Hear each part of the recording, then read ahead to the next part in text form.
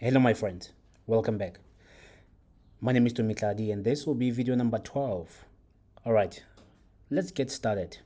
Now, this file that you see currently open, just know that I'm still busy with it, working on this new feature.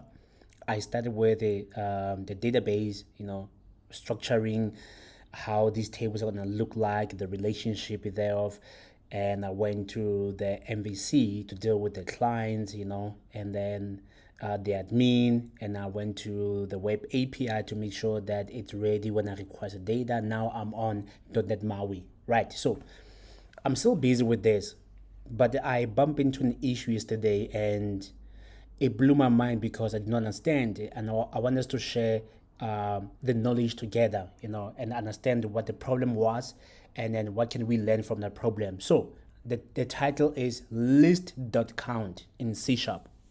I say C# because there's a problem not specific to a certain framework. So let's get started. I'm on this business view model, right? I bumped into an issue yesterday. As you can see, this one, system.null reference exception.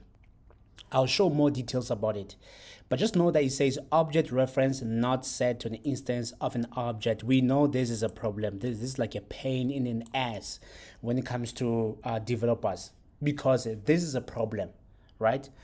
So this happened 23 hours ago, right? And it's new, as you can see, one event, one user, and it's high, right?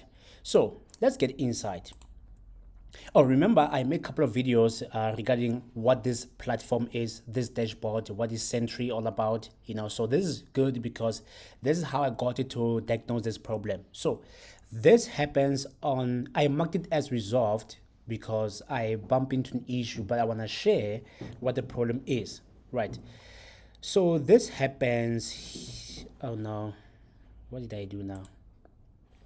This happened specifically on the view models. There's a business view model, right? In a method at line number 34. So let's go to line number 34.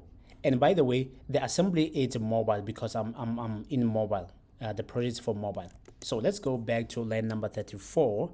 Here it is. And then if I stop here, you can see 34, and I believe this is column number 13. Yes. Good. So this is what triggered the problem. What is the problem here? How did we get this null reference exception? How did we get this guy? Please take a moment. So what's going on here, right? It's a view model. I have a page, right? So this page is supposed to show a map of all the businesses, right? That my client wants to have them, on this platform. So that's an idea, right? So I'm just going to give you the basics of this class. So it's a base view model, all right? It inherits from base view model, right? I have access to the service, right? And then I have one property, right? There's an observable property. I'll make a video what this is. This is very powerful, right?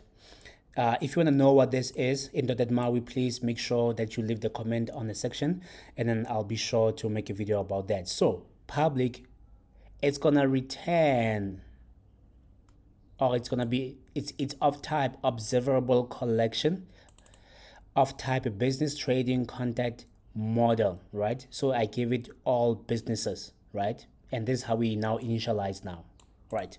So in the constructor, after now making sure that the service is activated, I'm gonna fire show info. And if you wanna know about save, fire, and forget, I'm probably gonna make a video about that as well, because when I keep on seeing this, I want you to understand what this is, right? So just know that I'm calling this method show info, right?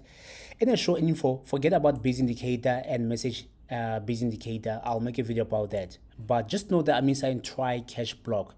This is why now in the cache, there was an exception, right? First, I caused the device to vibrate for 4 seconds, and then I captured that exception, and then I showed the error occurred, please try again. So we've already covered this, but that's how I was able to get to this exception here on Sentry platform. Good. So what could have gone wrong? What is the problem here on line number 34? Please, let's diagnose. So the idea is this. I'm gonna get a list of all the businesses.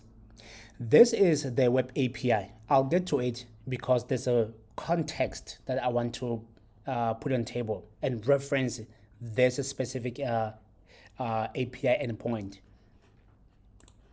Right, so the first thing I'm saying, okay, this property, all businesses, right? It's a property. Firstly, I want to go to caching. We already talked about caching. That's a video I made. I'm gonna say get cache. I'm gonna give you the key.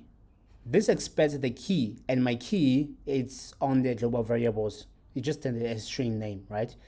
Cache key for businesses. It's unique, right? Then I want you to return whatever you got in there. I just said whatever you got in there as observable collection of type business trading model. So if I hover, you can see that there's a movement there, right? If I hover and then continue to hover, as you can see, do you understand that it's the same type as this one of the property? So hence I'm saying, listen, I just instantiated this object, right? This is the same as doing this. This is the same thing. But because now we are making things easier by quick fix, we can simplify it, right? This is instantiation of this property. Good. So I'm saying, give me as that type, right? And then put it here. Now, line number 34, it did not make sense.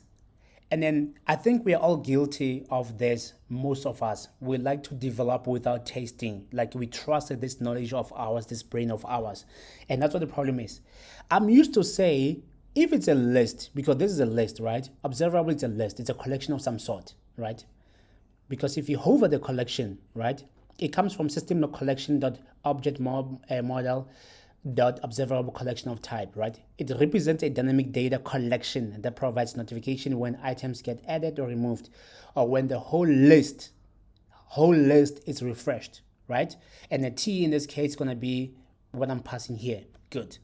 So I'm used to say all businesses dot count because I can actually access the count. If I say dot, you can see I can access most of the things that you normally do, right?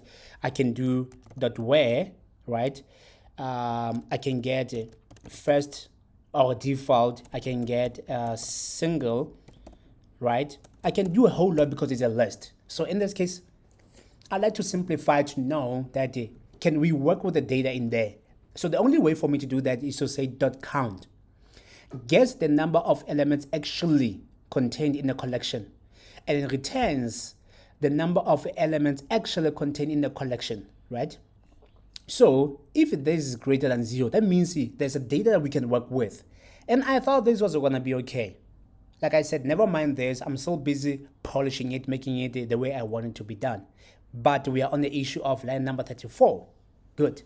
So why is this a problem? And I'm sitting here on Sentry, I'm like, why null reference exception? Like, I don't understand. I see you're showing me here on this line.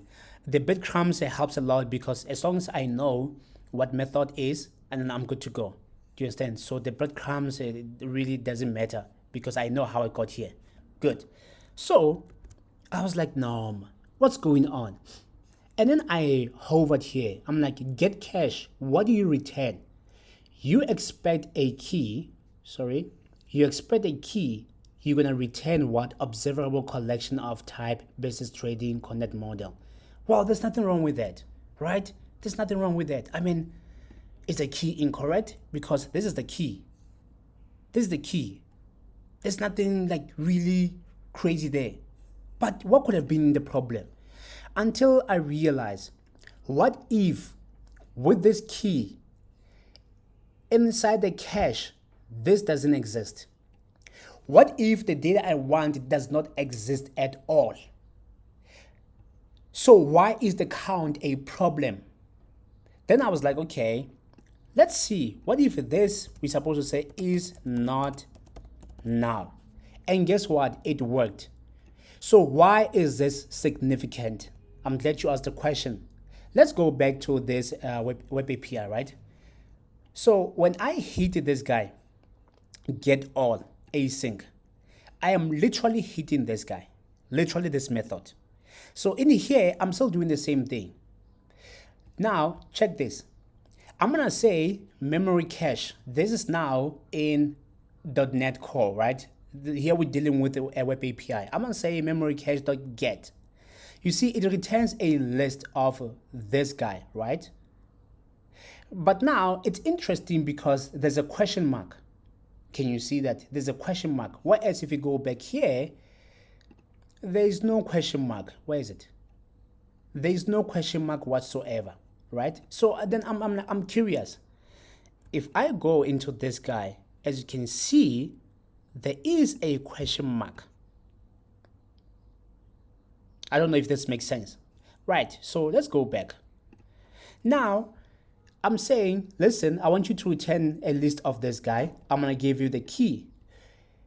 If this guy is null, remember I am getting, and funny enough, I don't know why I'm saying it's null. Yes, it's correct because it's a list. It's null. That means it doesn't exist. So why on earth did I do this in here? Why did I go with .count?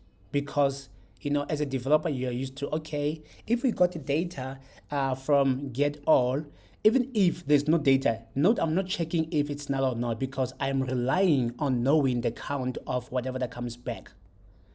I am relying on it. So this guy may return like an empty result, like 0. Hence, I'm relying, I'm not even checking if we're supposed to do null or not. But I should have started to say, first we do if it's null, not .count. This is why there was a null reference exception. If is null, that means we could not get anything out of that because it doesn't exist.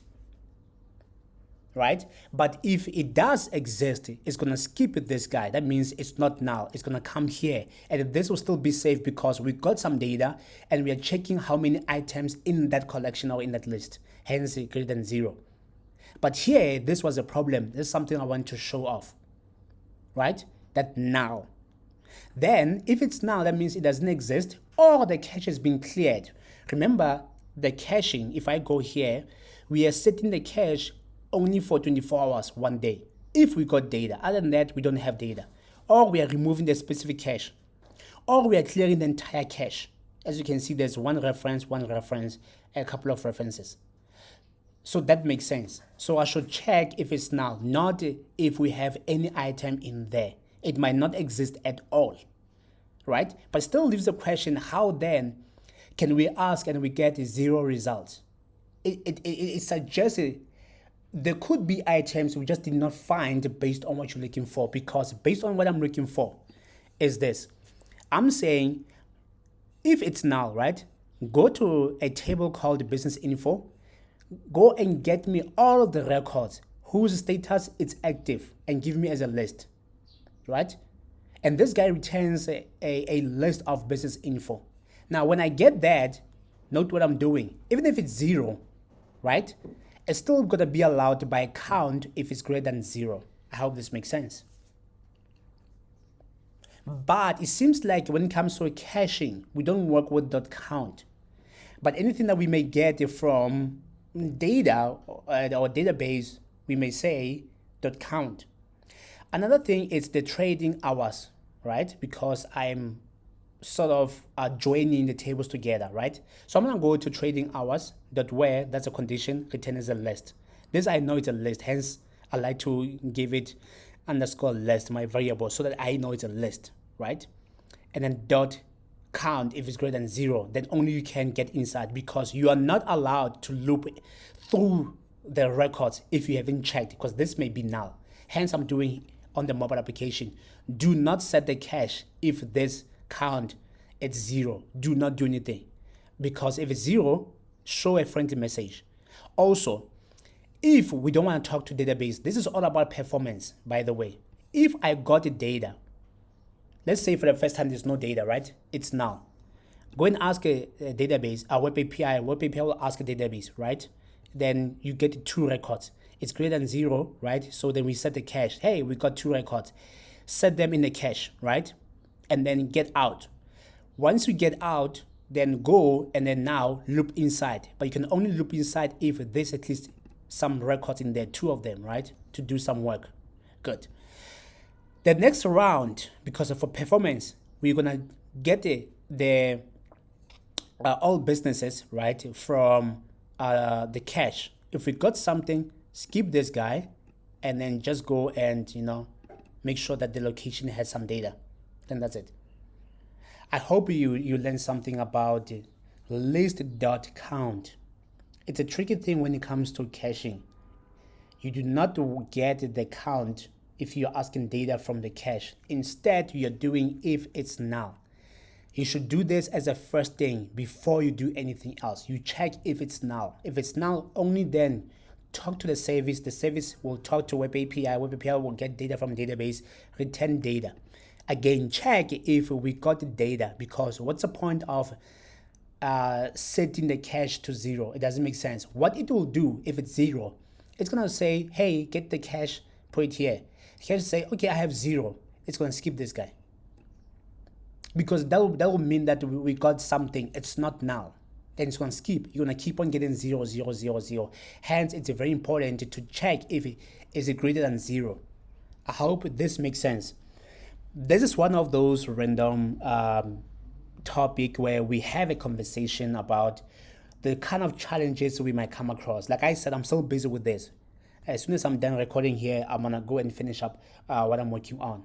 I'm making progress, hence I bumped into this issue. I could not understand at first why.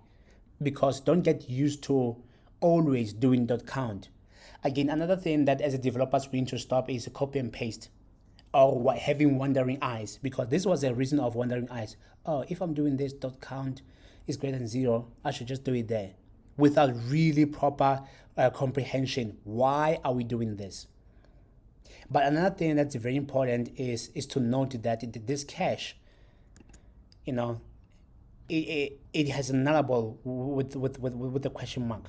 I should investigate this. All right. Until next time, I hope this was very informative. And if you haven't liked the video, like it. If you found it very helpful, leave some positive comments. If you have any question, also leave a comment. If you haven't subscribed, subscribe. Then until next time.